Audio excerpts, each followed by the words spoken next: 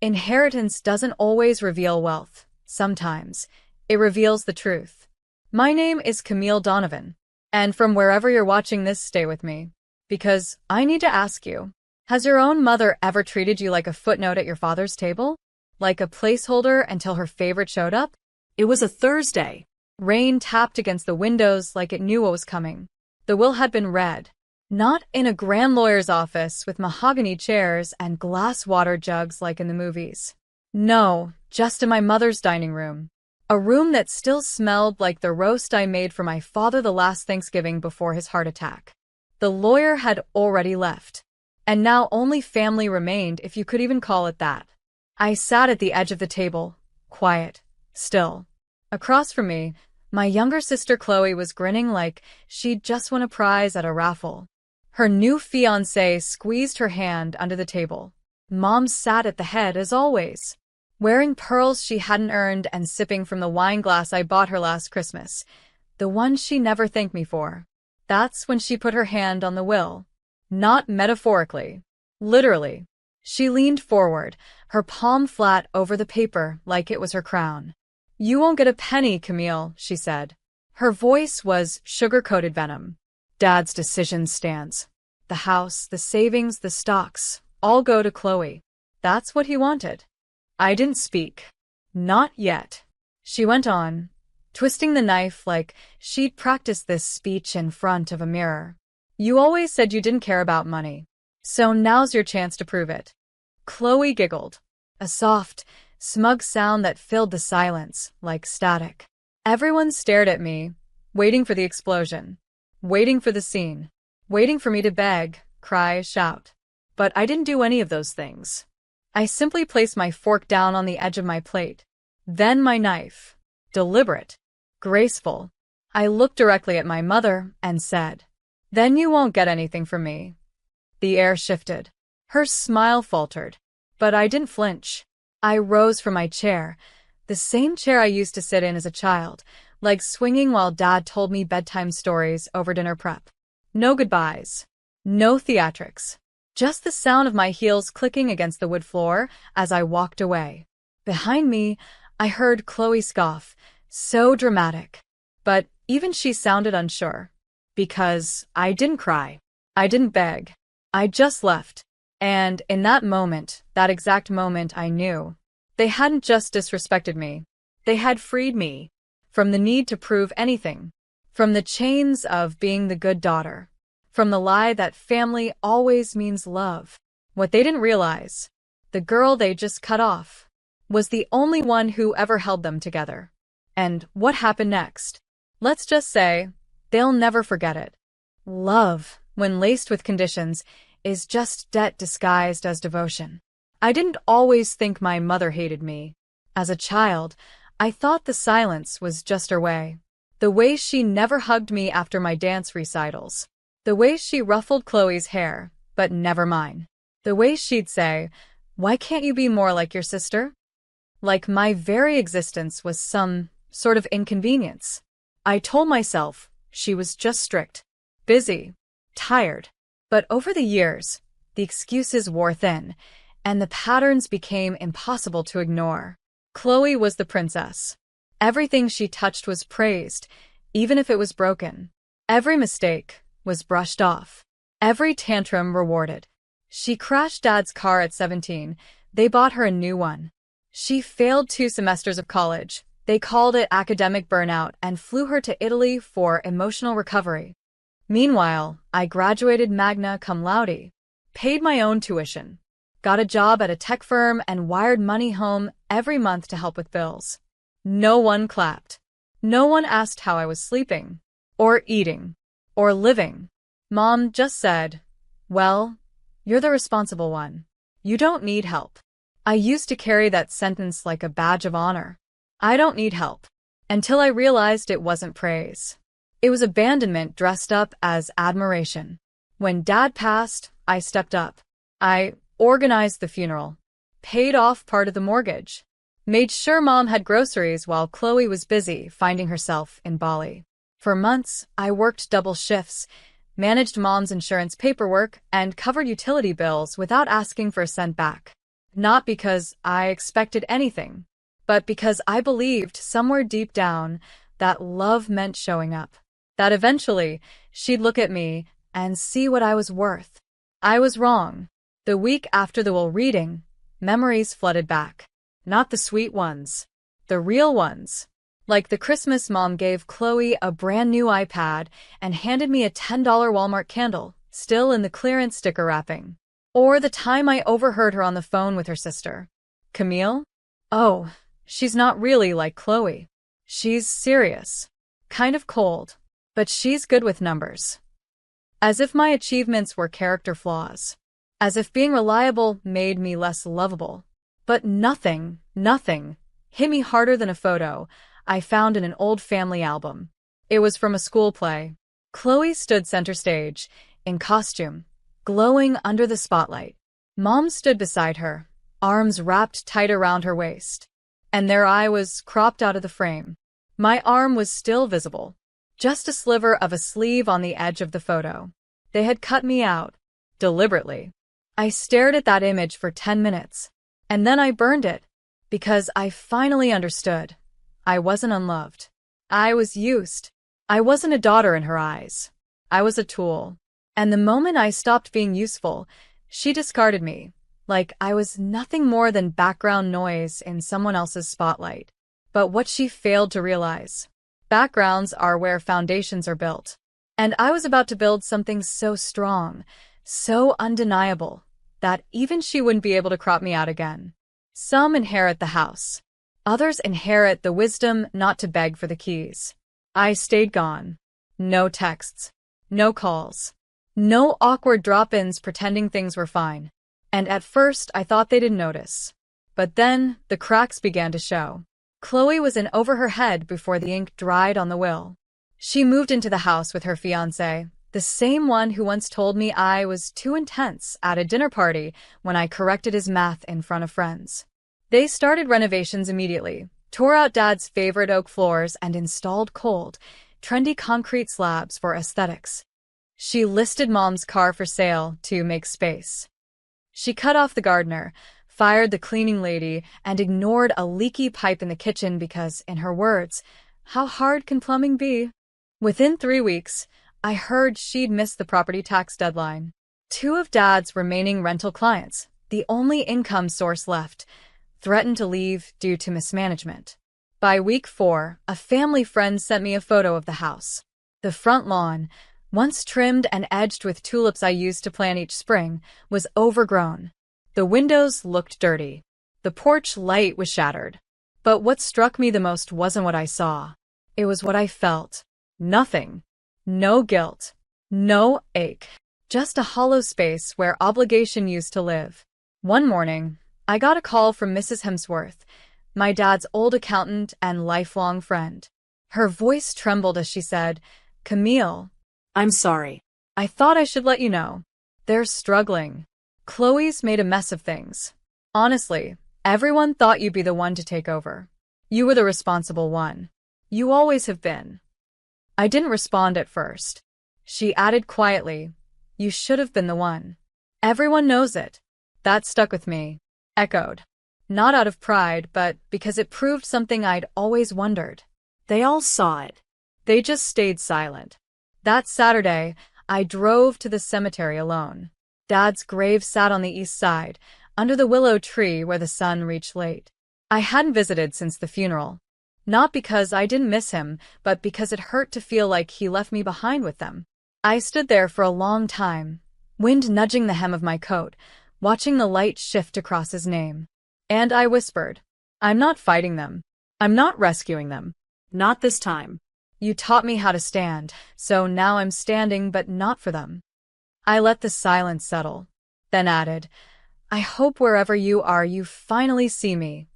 On the drive back, I passed by the old neighborhood. Kids were riding bikes. A woman was walking a dog with a stroller in the other hand. And for the first time, I saw my childhood not as a memory but as a survival story. I had grown up in the shadows of someone else's spotlight. Now, the light was gone, and I wasn't chasing it anymore. I was building my own. Sometimes, the most powerful sound isn't a scream, It's the silence that follows your absence. When you grow up being told to keep the family together, you become good at things that go unnoticed. You learn how to stretch a dollar, how to read tension in a room, how to write emails for your father's clients because he never liked all the computer stuff, how to keep the books balanced while your sister overspent the budget, again. But when I walked away from them, I took all that knowledge with me. And for the first time, I used it for myself. I rented a small studio with peeling paint and terrible lighting. It had no air conditioning, but it had sunlight and silence. That was all I needed. I called up 2 old colleagues, women I had worked with during my corporate years. Women who, like me, were passed over, used, or ignored. They knew the grind. They had nothing to prove and everything to build. We started small. Branding services, data analytics for small firms, content planning. Within 2 months, we had 5 clients. By month 6, 14. I worked from morning till midnight. Not out of desperation. Out of freedom. This time, I didn't feel drained. I felt lit from the inside. One of our earliest clients was a logistics firm my family had once mocked. "They're too small time," Mom had said years ago when I suggested partnering with them for Dad's company. Now, that same firm had quadrupled in size and became our biggest account. I didn't mention the family connection. I didn't need to. We did the work. We delivered. We scaled them. They recommended us to 3 other firms. And just like that, the dominoes began to fall. 3 months later, I received an email from Business Growth Weekly. Subject: "We'd like to feature your startup in our Women Who Lead Spotlight." I stared at the screen for a full minute before responding. Not out of surprise, but because I knew this was only the beginning. I started getting tagged on LinkedIn. Camille Donovan helped triple our revenue in 2 quarters. Leadership that listens, adapts, and delivers. Proud to work with this team. I didn't brag. I didn't boast. I just let my work speak for me, in a language my family never bothered to learn. Meanwhile, back home, things weren't going so well. The house Chloe inherited was up for sale, quietly at first, then publicly. A cousin messaged me, "Hey, is everything okay with Aunt Marla and Chloe? I saw their listing. Looks desperate." I didn't reply, but I clicked the listing. Saw the photos. The fancy chandelier had been replaced by a cheaper fixture.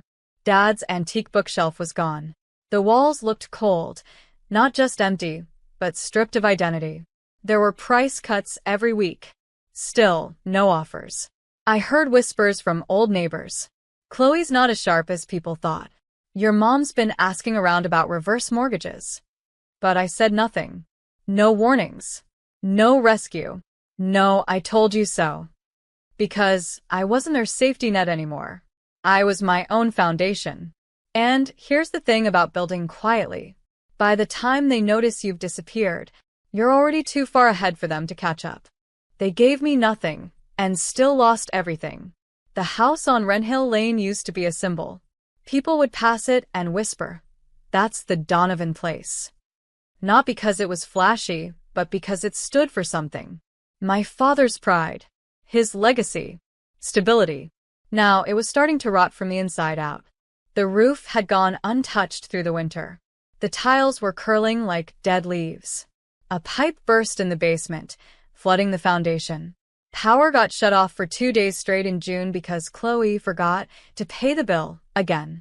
I didn't hear any of this directly. But whispers have wings in a small community. The family name started slipping from reverence to ridicule. Chloe had no idea how to manage estate taxes or navigate Dad's residual business contracts.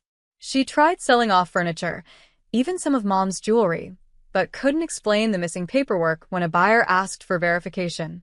She posted a desperate Facebook message looking for a consultant to help her restructure Dad's old company. Nobody responded publicly, but someone screenshotted it and sent it to me, captioned, "Remember when she said you were too serious for business? Look who's serious now." I didn't reply. I didn't laugh. I just saved it.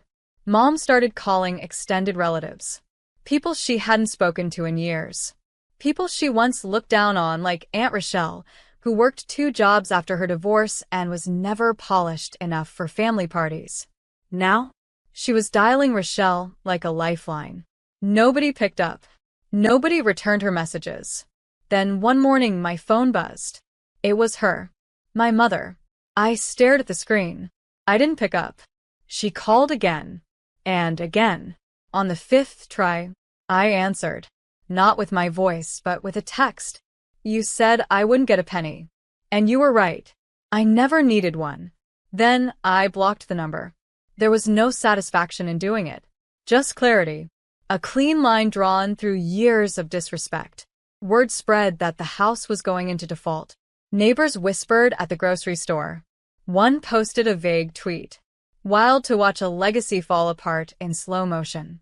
Wren Hill isn't what it used to be. Another tagged me in a photo of the front gate with the note torn off the mailbox. I untagged myself because I didn't need to gloat. I didn't need to circle back and say, look what happened. They were already living in the ruins of what they chose. Mom tried one last thing, the ultimate guilt move. She emailed me. Subject: please talk to me. No message body. Just an attachment, a photo of Dad's grave. As if that would break me. But it didn't. Because I had already spoken to him. I'd made peace. And she didn't get to use his memory as a weapon. Their world was crumbling. Not because of me, but because I was no longer holding it up. And when people build kingdoms on the backs of those they call lesser, they're always shocked when the ground disappears. Erased daughters don't disappear. They just learn to rise louder than memory. It started with a LinkedIn repost. Someone from one of our client firms, a VP, shared my story in a corporate leadership group, saying, Camille Donovan's journey is what real resilience looks like. Quiet power, built from scratch. That one post was shared over 2,000 times. Then came the invite. A prestigious women's leadership summit in Chicago. Would you be our closing keynote? They'd cover my flight, hotel, even give me a stipend. But more than that, they wanted my voice. Not for a client. Not behind the scenes. Front stage. Centered. Heard. I almost said no. Old wounds have a way of whispering doubts. But something in me, the version of myself that never needed their validation, said yes. I wore a deep burgundy suit.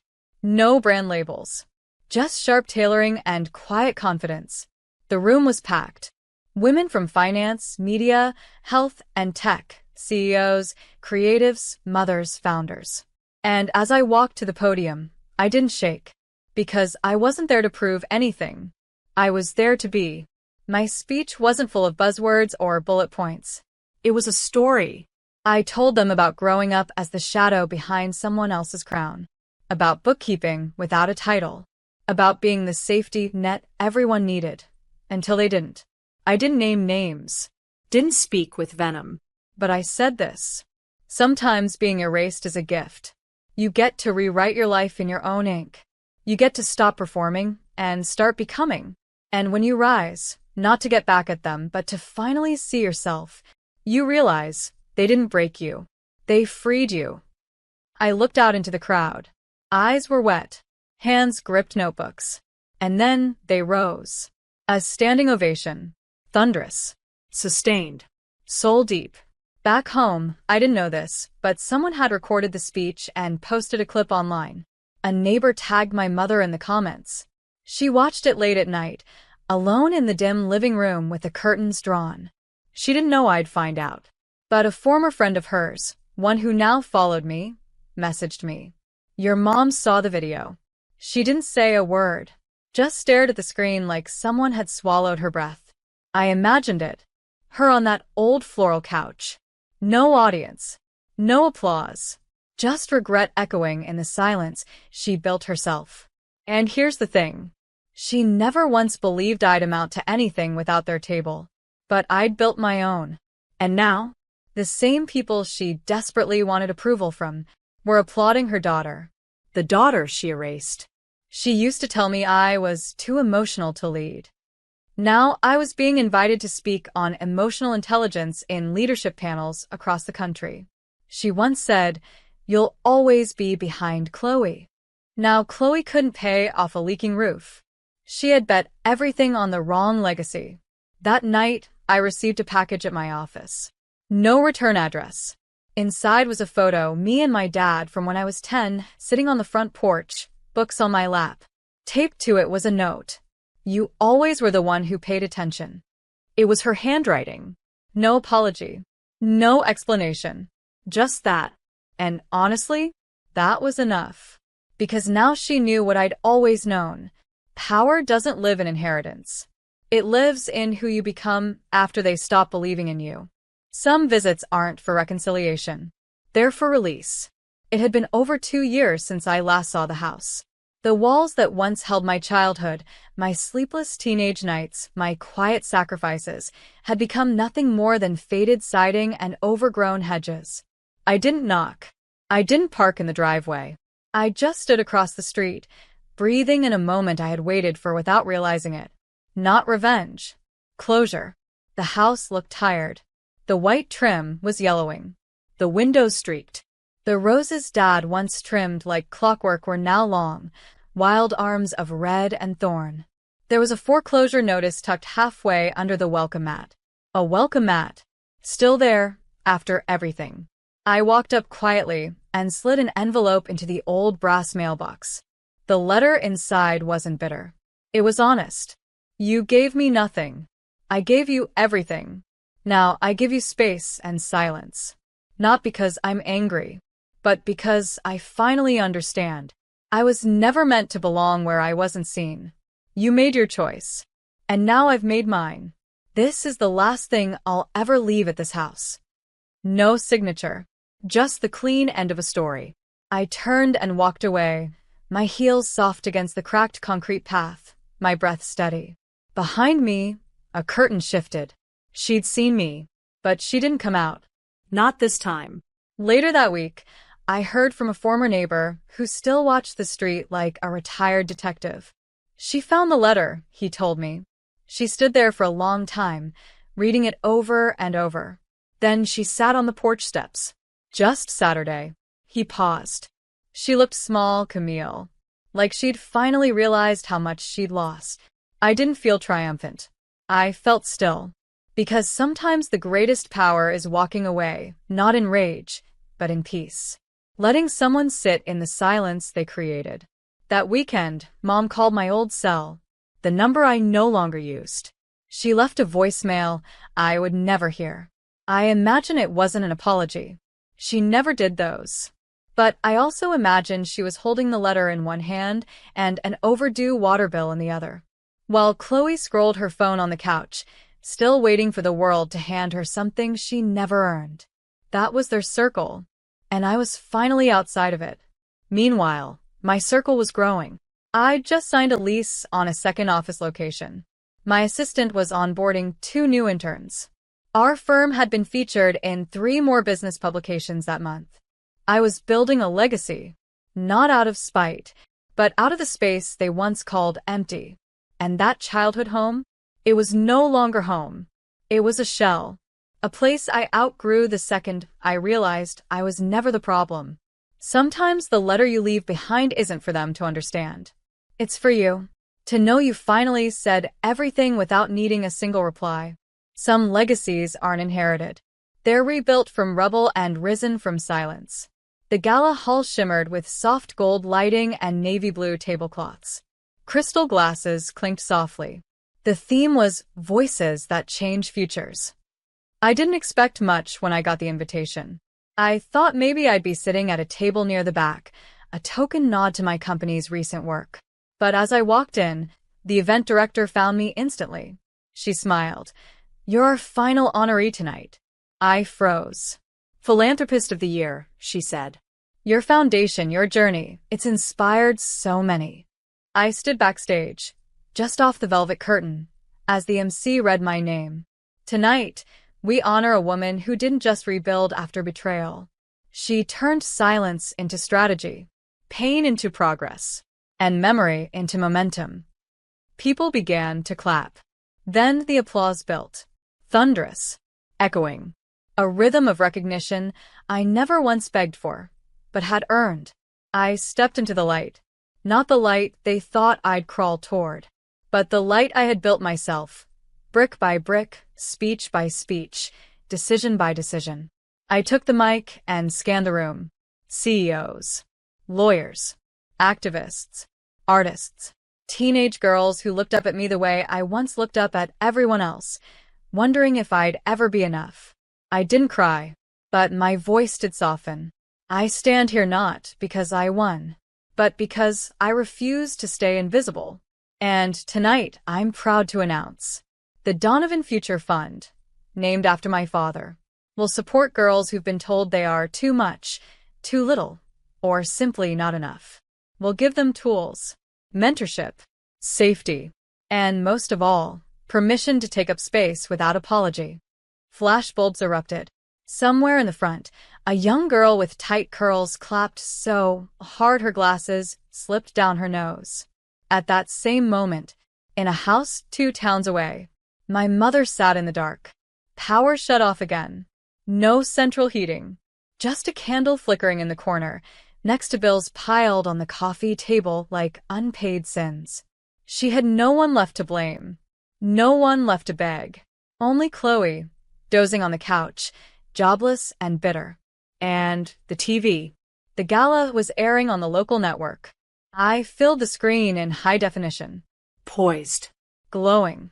A crown of earned grace across my shoulders. And as my voice rang out through the speakers, I imagined she leaned forward and saw everything she threw away. She said I wouldn't get a penny. I say in my final voiceover, as the gala fades to black.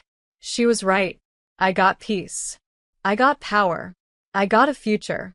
And now, she gets to remember me like this. Forever out of reach.